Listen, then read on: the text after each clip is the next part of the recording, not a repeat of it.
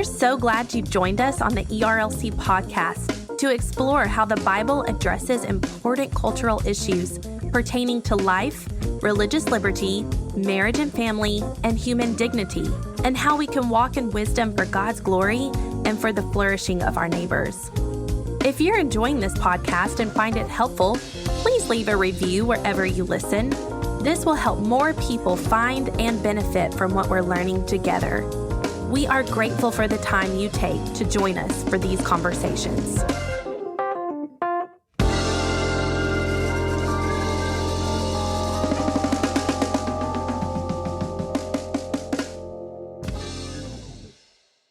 You're listening to the ERLC podcast. Lindsay, what are you doing? what are you doing? Sorry. I'm looking at my hair. That's why you have a mirror, not Josh and me.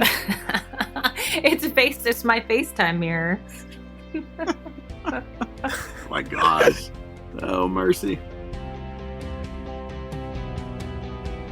Hello, and welcome back to this week's episode of the ERLC podcast, where each week we're talking about our work here at the ERLC and focusing on what Christians need to know about the things going on in the world. I'm Josh Wester, and with me on the podcast today are my co-hosts, Lindsay Nicolay. Hola. And Brent Leatherwood.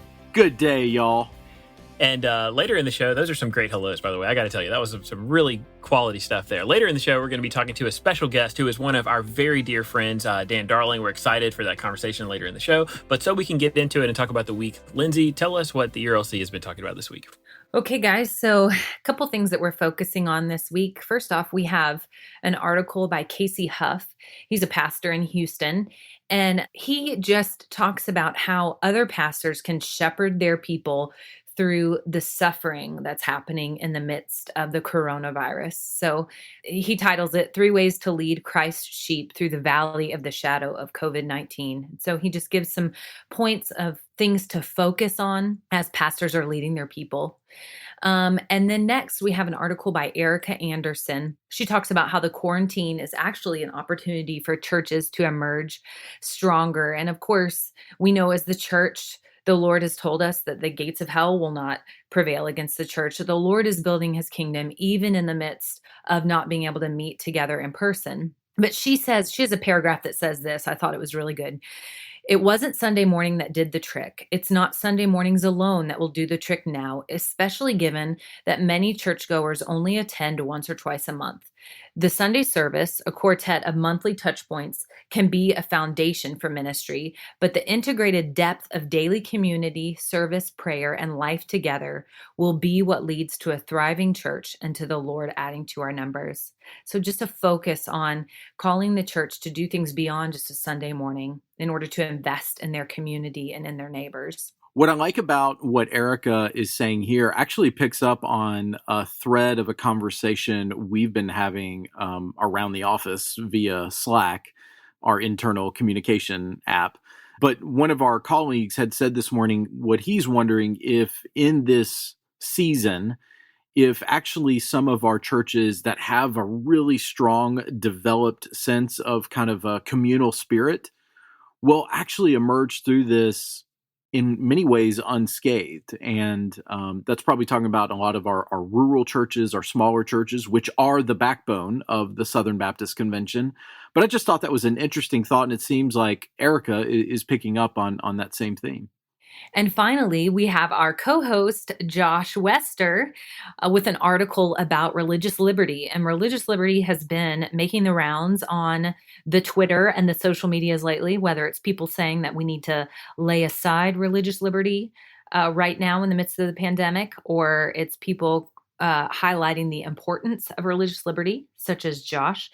So Josh, why don't you tell us a little bit more about this article? I wrote this article because at the ERLC, we're an extension of the Southern Baptist Convention. And so we come at all of the issues that we address from a Baptist framework. One of the things that is a fundamental, it is a key distinctive of the Baptist faith, is religious liberty. And going all the way back to the foundations of the Baptist movement back in the early 1600s, religious liberty has been one of those defining markers of what it means to be a Baptist. And so as we have during the coronavirus crisis, been watching state and local governments and churches try to find the balance where churches are able to operate and minister effectively while still trying to exist in a way that works with the CDC's guidelines and the things that are appropriate for social distancing. That's raised a lot of questions. And there have been clear cases in certain areas where local governments have overstepped and been too strict in terms of restricting churches' abilities to do kind of fundamental, basic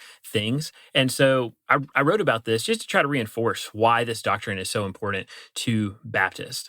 Probably the biggest thing that we would say for those who are asking questions about why aren't you saying more, or why are you saying the things you're saying, is that we recognize at the ERLC that we have a responsibility during this time of crisis.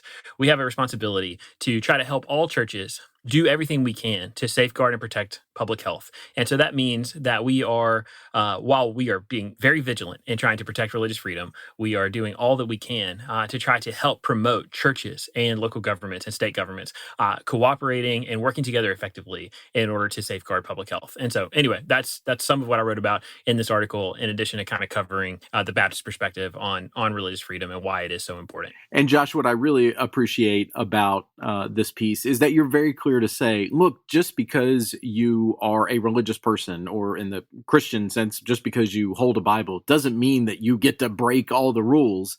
Instead, what we should understand as Christians is that this should cause us to be a good player in this moment who's trying to advocate for the best of all of our society.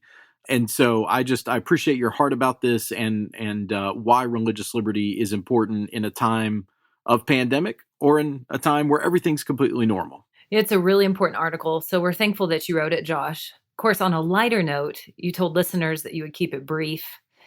That's not really your strong point on this podcast, but you know. That's totally fair. Preachers are going to preach. Preach is going to preach. That's right.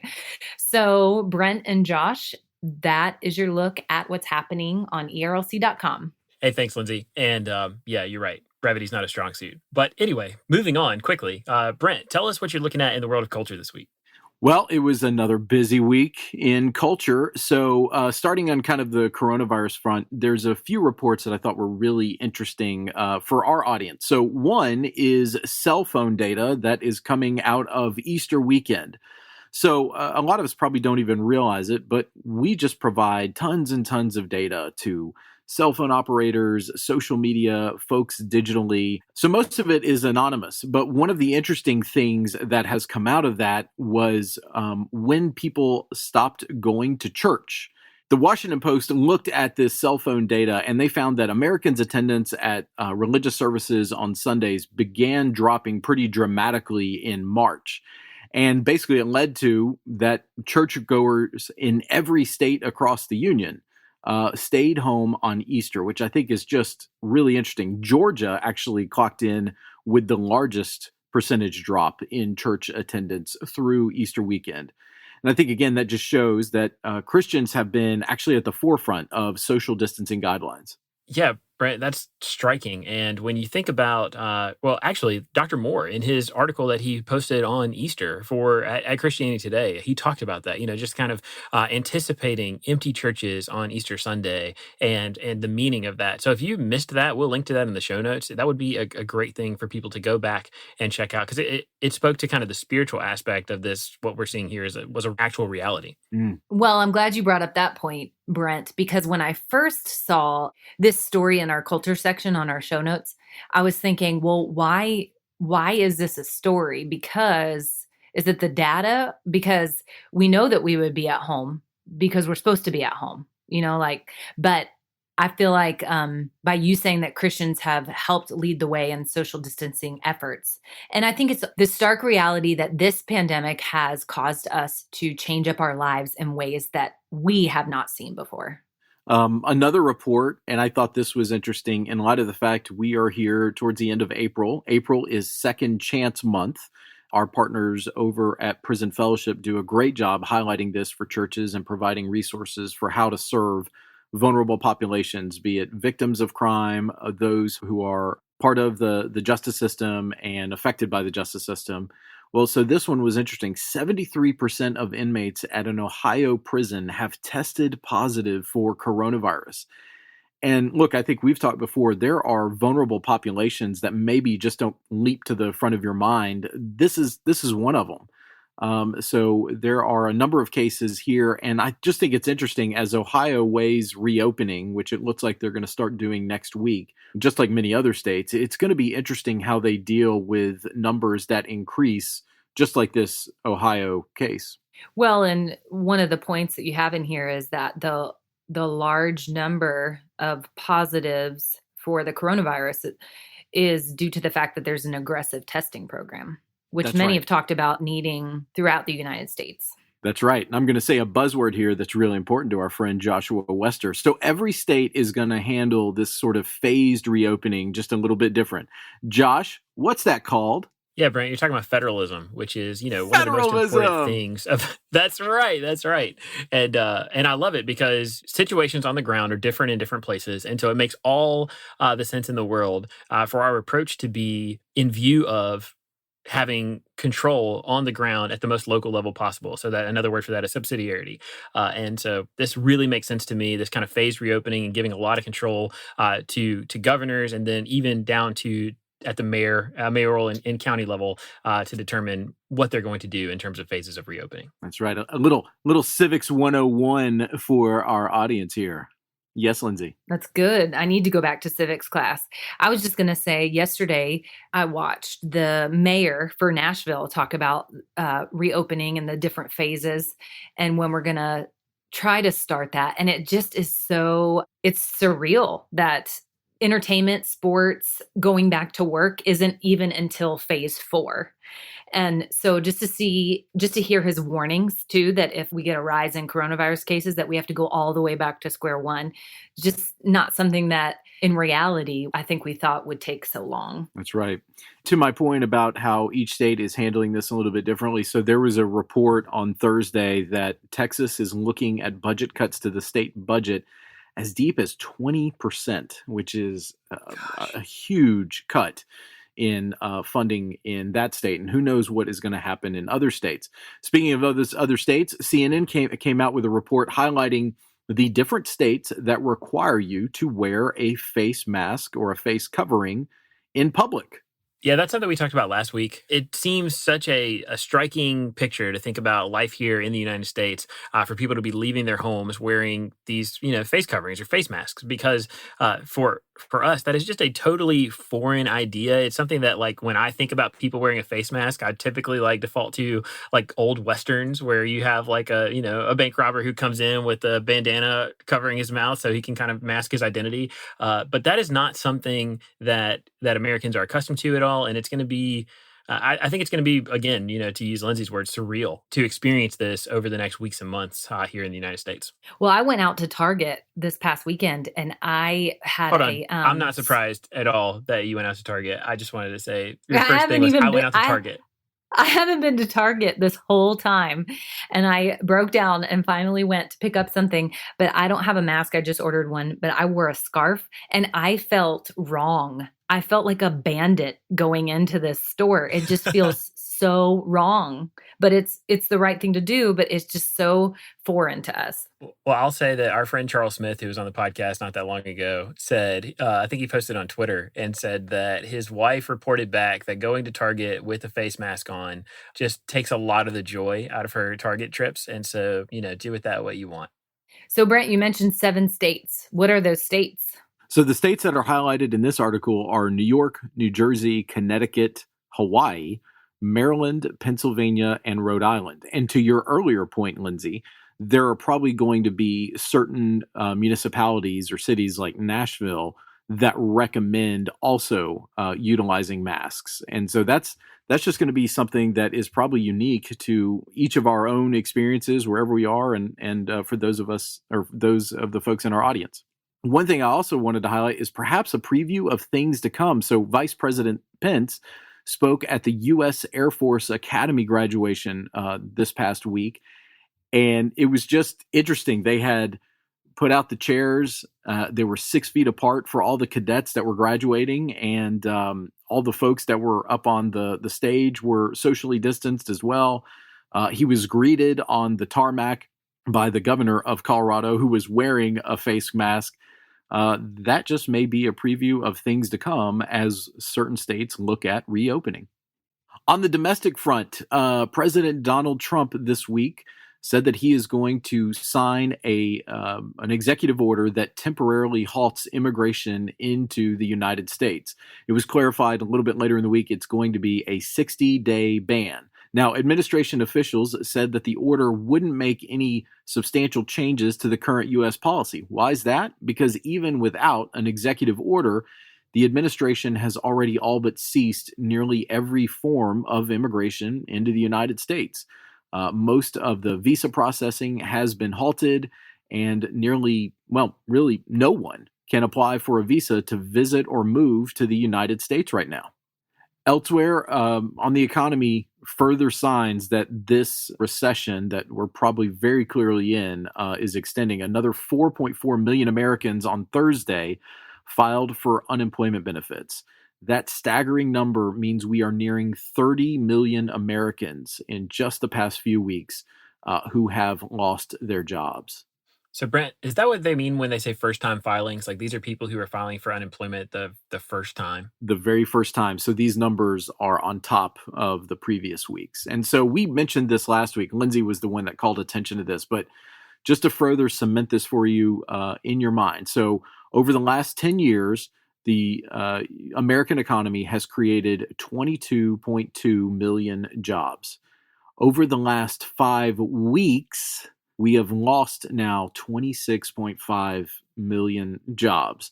And as that person was commenting online, they said this represents a complete implosion of the employment situation due to coronavirus. It's just unreal. Yeah, and we should say it is unreal, and we should say that none of us are economists, but we recognize that some of these jobs that are represented here in these numbers are jobs that are furloughed. Hopefully, many of them are going to be able to return to work as the economy is reopened, even in phases. But we recognize that for a lot of these people, and perhaps for millions and millions of them, that they're not going to have jobs to return to. And this is this is for millions of Americans upending the life that they were living before this thing started just 6 weeks ago or so. Yeah, because even as you mentioned the phases, Josh, you just think about it, like restaurants, so maybe waiters and waitresses hoping to get their jobs back. They're like here in Tennessee, they're going to open restaurants at half capacity when they open. So it's not everyone's getting their job back. They're not going to make the same amount of money that they made before.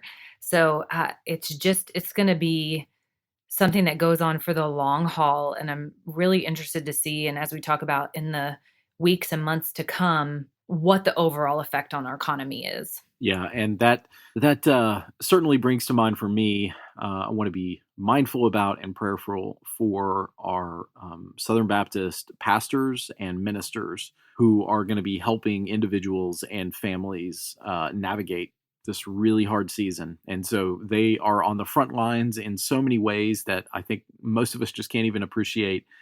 And this is just going to further their mission as ministers. And so we're really thankful for you and our churches for the way that they are serving members of their congregation right now. I thought this piece was interesting in the Wall Street Journal as the coronavirus spreads and as we are dealing with economic numbers like this, there are citizens that are looking to leave kind of more urban areas. Dan Darling, who we'll have on the show later, even wondered aloud this week whether there's going to be kind of a new fleeing from the cities. And that's exactly what the Wall Street Journal reported on. Realtors are noticing that demand seems to be picking up for people looking to relocate out of their cities. All right, so moving on to cultural things. So probably a number of us who are privileged and fortunate to be able to do our work from home, probably a number of your meetings have turned into Zoom meetings. And Axios is reporting this week that Zoom fatigue is real. Anybody feeling that? Yeah, I hesitate to even acknowledge that that's a real feeling because it feels like such a a first world concern. But there is some kind of it is exhausting to be on these video conferences. Meeting after meeting, especially if they happen to occupy several hours of each workday. And I would just say probably the biggest thing for me, in terms of things I've been thinking about related to Zoom is the fact that anytime you're on a Zoom call, there's this kind of hypervigilance that exists of like, what are you doing? Don't forget that people can see everything you're doing, because it feels like being on a phone call where you're just talking to people, but you just have to, I constantly have to remind myself and keep the screen like full screen to remind myself that people can see you. So just be aware of that. You might be in a bedroom in your house, but people are looking at what you're doing. Yeah, and it's not just Zoom, it's screen fatigue for sure. Even though I'm still watching shows or movies, but I don't think I've ever felt more tired of screens in my life, which is not a bad thing. That's right. Well, one of the things I thought was really helpful that Axios pointed out, as we all kind of give ourselves a measure of grace, is Zoom is probably exhausting right now because everything is exhausting in this moment. We have all transitioned to a completely different kind of life. And that certainly is, that can be exhausting. Last night, Thursday night, the NFL draft happened in the midst of the coronavirus moment. It went virtual, and it's certainly an interesting experiment as sports try to grapple with this new reality. The NFL commissioner was basically doing things from his basement and announcing picks, and players had their phones ready to show people that they were celebrating. It was interesting. And then finally, one thing I wanted to highlight is McDonald's. McDonald's is giving first responders and healthcare workers free thank you meals, which I thought was really helpful and just another sign that our society is pulling together to meet this moment. You know what? I didn't eat McDonald's for years because I was on a health kick when I was a little younger, but I have since gotten free and I've been eating McDonald's again, and it's just good. Their Coke is good. Their burger hits the spot sometimes. Their fries have gone downhill. Their chicken nuggets are good. Anyway, so McDonald's, this is just more reason to eat McDonald's. Lindsay, you were on your way to a real McDonald's infomercial there. I mean, that was like almost a paid advertisement quality until you. Well, hopefully they'll send me a check in the mail. Fries. Oh, that's true. Yeah, just to be clear, McDonald's does not sponsor our podcast, but we would love to have a conversation with them about doing that. Because yes, we basically, would. Lindsay, you just went down their menu. Well, I did.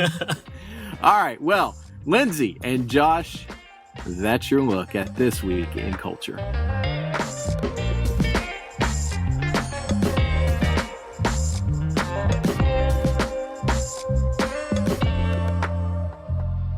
So now we're about to talk to our friend and colleague, Dan Darling. Dan has, for each one of us, been someone who has been a great friend, a great mentor, and he's been instrumental to our work here at the ERLC for more than 6 years now. And it was announced this week, Dan, that you are going to be transitioning from your role at the ERLC to a new job or new opportunity at NRB, which is the National Religious Broadcasters. And we'll let you tell our listeners a little bit about that. But if you could, while you're introducing yourself, tell us not only a little bit about yourself, but what's God teaching you right now in this season of life and ministry as you're making these kind of huge changes in your life? Well, it's an interesting time, right? I mean, on the one hand, I'm stepping away from 6.5 years at the ERLC, which has been just a great time. And it's amazing to see what the Lord has done.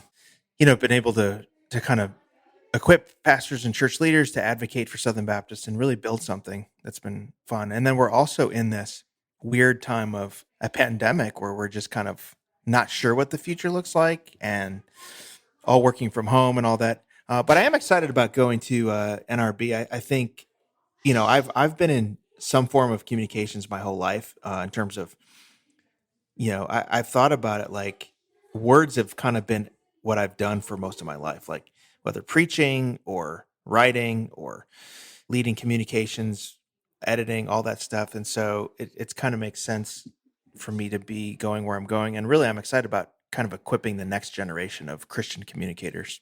It's bittersweet, anytime you leave something that you love, a job that you love and do something new. But it's also a time of challenge of like, okay, how's the Lord going to use me in this new season? Dan, I just have to say that I have personally been worked under you. You've been my direct boss, and it's been such a joy. And one of the things that I know that you love is keeping an eye on things happening in the culture. And I always enjoy what you have to say about it. So this podcast focuses on Christians and culture. And can you tell us particularly what you're paying attention to right now. Yeah, I mean, I think I'm paying attention. I mean, I think just I'm curious the long-term ramifications of COVID-19 and this unprecedented moment we're in. It feels a little bit, it's apples and oranges, but it feels a little bit about like 9/11 in the sense of like, we came back from 9/11, but it changed in terms of our security infrastructure. It changed what we do at airports. It changed what we do when we get into public places. Will this moment have that kind of impact on the health side? And what will the economic ramifications be? There's not really a template for this. In previous recessions, there was kind of structural issues in the economy that kept us from having a quick rebound. This could be different, may not be. I don't know. But more importantly, I think the church is rolling back into services. And what does this look like for the church between now and the time we have a vaccine? I just think it's a really interesting moment.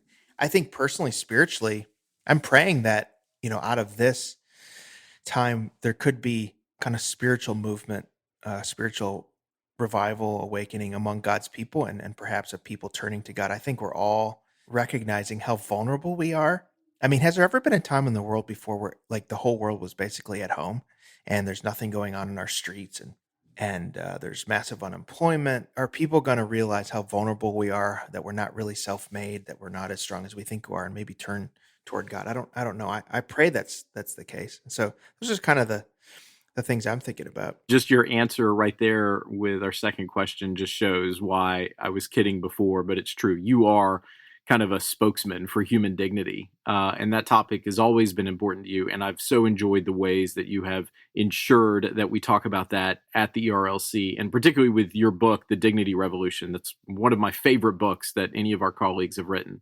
You actually have a new book coming out soon. So tell us about that, and why did you write that book? So yes, I have a new book. It's called A Way with Words, Using Our Online Conversations for Good.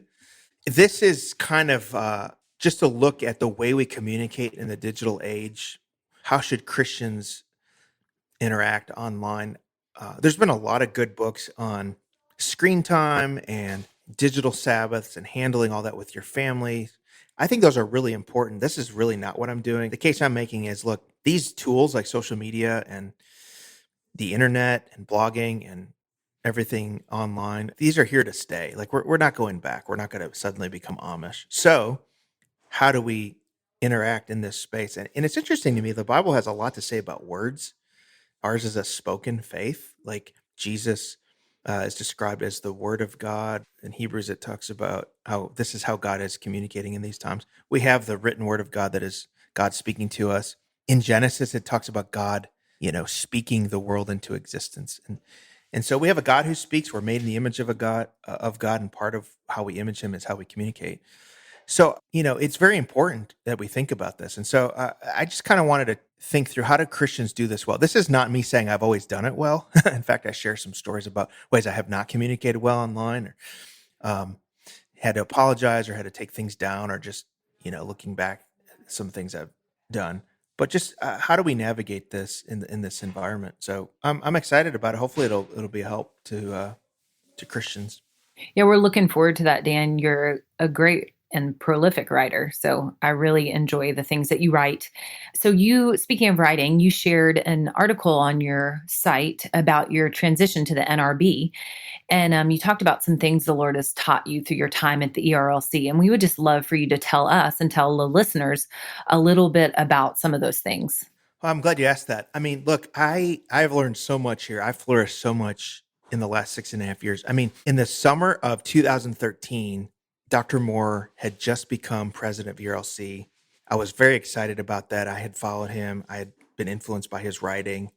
I had interviewed him actually a couple of times, but I had no idea that he was like, hey, I'd like Dan to work on my team. It's really funny. I think we'd interacted a few times. Apparently he had read some of the things I'd written about Christianity in the public square, which is exciting but scary. Like, you want people to read your stuff, but not like a theologian like Russell Moore, because you're like, what did I get wrong here? But they reached out to me, and it was just, the Lord, I think, really, brought me here to Nashville to work here. And I think a couple things I've learned. I think one of the things I've learned, I probably learned more theology from Russell Moore than anybody else.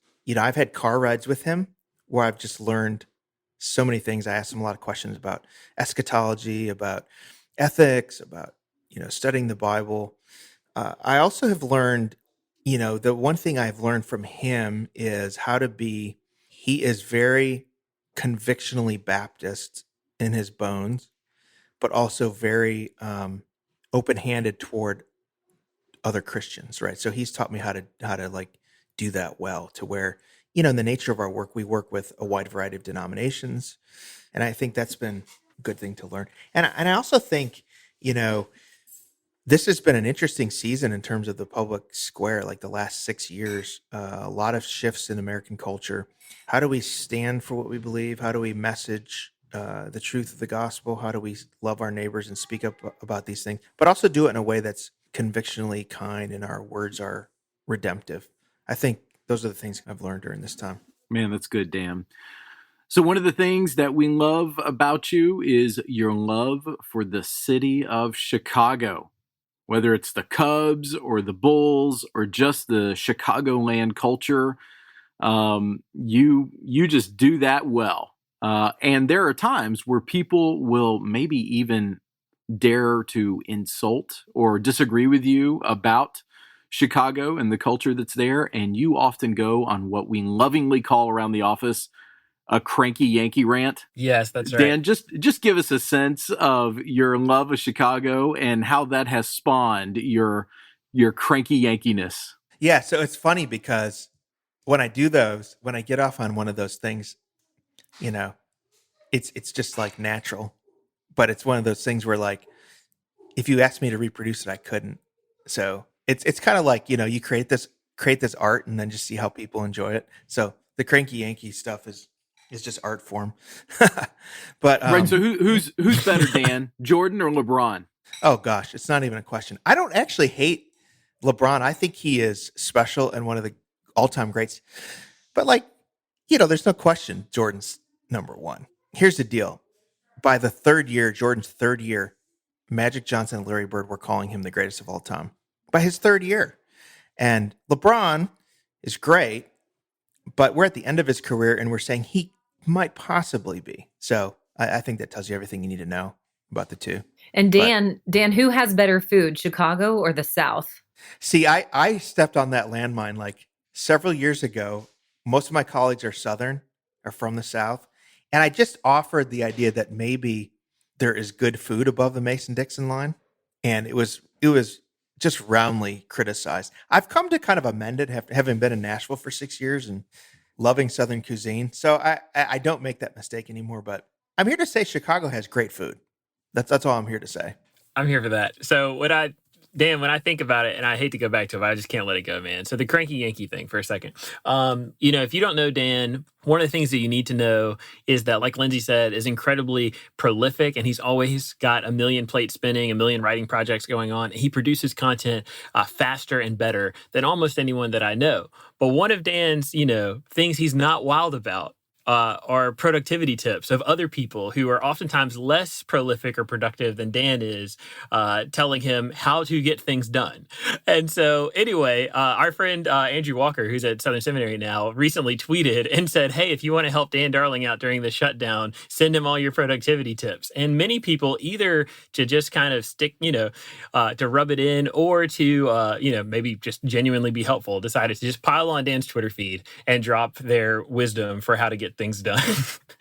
Yeah, it's weird. And it was so funny. It's funny. I get cranky about it because I do think there are really good ways to learn how to be more productive, and there's people that are better at that than me. But I am firm in my conviction that you could get to a place where your productivity is all about the thing you're actually producing is just more productivity tips. And I'm just sitting here saying, okay, while you're doing 1,000 productivity tips, I'm actually producing stuff over here. I'm actually getting stuff done. I may not be journaling every hour of my day, but I'm actually writing stuff. Anyways, that I go off on that. That's right. irrational way sometimes. All right, people. Well, I was just trying to get Dan started to see if we could get a mini cranky Yankee rant. And you got a little taste of what that's like just then. So, Dan, we just want to say thanks so much for taking time to join us on the podcast. Look, all of us are so incredibly sad to see you depart from our everyday office culture. But we're grateful that even at NRB, you're going to be staying there in Nashville. So we'll still be able to see you for lunches and for events and just, to continue being friends. You have blessed our lives immensely and through your friendship and through your ministry. And we are grateful to God for you. So thanks so much for taking the time to talk to us today. A hearty amen. Well, thanks, guys. To that. Yes. Thank you, Dan. Thank you, y'all. And it's been a joy and a pleasure to work with all of you. Like, I've been sharpened in many ways. And I guess the one thing I was going to add to what I've learned is work with people that are way smarter than you, and it'll just kind of like rub off and help you grow. But I've really enjoyed it. It's bittersweet, but we will see each other whenever we're allowed to actually see each other again. Exactly. Well, hey, thanks, Dan. We're living in uncertain times. All of our lives have changed as a result of the coronavirus pandemic, and none of us know what the future holds. How do we begin to think through recent events and learn to cope with them? In a new book called Where is God in a Coronavirus World?, Oxford professor John Lennox examines the coronavirus pandemic and shows us how the Christian worldview can help us make sense of recent events. Lennox reminds Christians that we have a sure and certain hope to cling to when everything around us changes. Go to thegoodbook.com to pre-order now.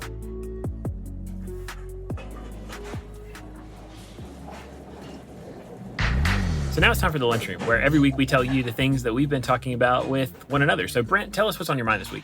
So there was a helpful explainer that came out from the New York Times, and it basically was titled, "Is the virus on my clothes, my shoes, my hair, my newspaper?" And basically what they did was they crowdsourced questions that people had about coronavirus and what steps do folks need to take to make sure it doesn't come in their home. And so this is what they said in the lead. Many people are fearful about tracking the virus into their homes, on their clothes, their shoes, etc. So we reached out to infectious disease experts, aerosol scientists, and microbiologists to answer reader questions. And honestly, the answers that they came back with were really helpful and reassuring because more than likely it's not coming into your home, which is great. That is great. That is great. It's what our colleague Dan Darling would call some good news.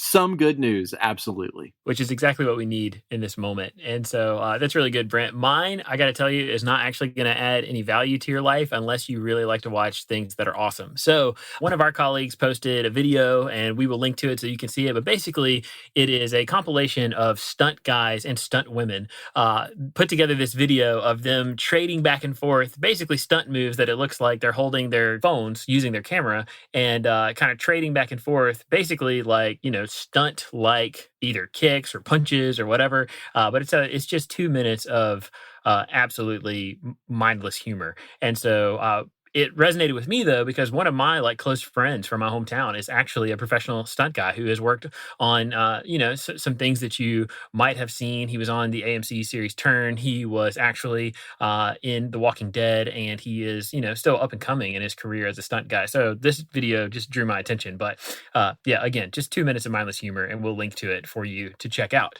But Lindsay, what's on your mind? I had to say, Josh, that I tried to watch some of that video and I just thought it was a total guy video. Someone put it in Slack and said, "This doesn't disappoint." And I was like, it's kind of disappointing, but it was interesting, I guess. Yeah, but there were two female stunt people. It's true. Sorry, I shouldn't poo-poo on your lunchroom segment. Okay, what I'm bringing to the lunchroom table is actually not something that I've watched yet, so that might not be a good idea, but I think it's safe. But something that I would like to crowdsource, ask our listeners about, something I'm interested in watching. So I've heard a lot of friends talk about this series called The Chosen, about the life of Jesus. And you can download the Chosen app, or I think you might be able to watch it on YouTube. I'm not sure. Several friends have said that they've enjoyed it.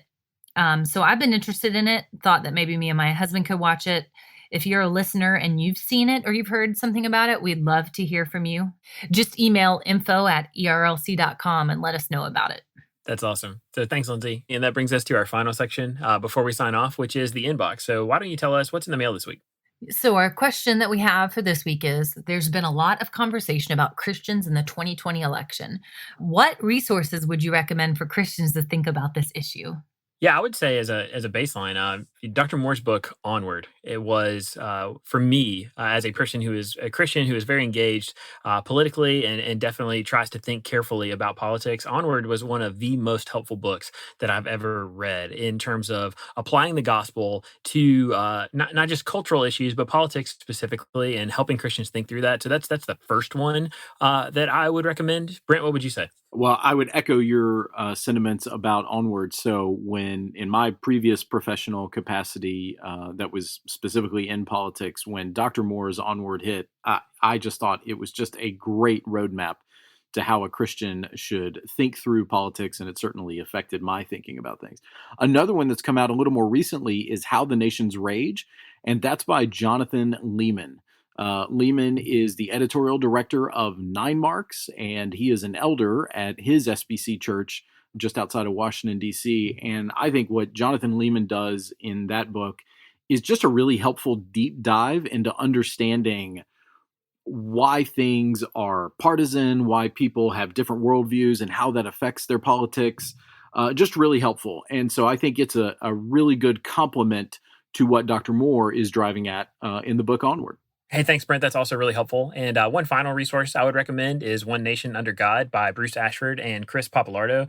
Bruce was the lead author on that book, and it is just a very short introduction to the topics of Christianity and politics. And so if you are just starting out, you're looking for a very basic primer, this is the book that I would put in your hands. It is, if I remember right, it's just over 100 pages. It's a small book that has really, really helpful information, and it provides a great introduction to these topics for Christians. So those would be some of the resources that we would recommend. And if you can't remember those, we've got them linked there in the show notes for you to check out. But just as a reminder, as we sign off here, we want to say thanks so much for listening to the podcast. You can find links to all the things that we talked about today in the show notes. And as always, if you like the podcast and you want to help us spread the word, we'd really appreciate it if you would go into your podcast app and leave us a rating or a brief review.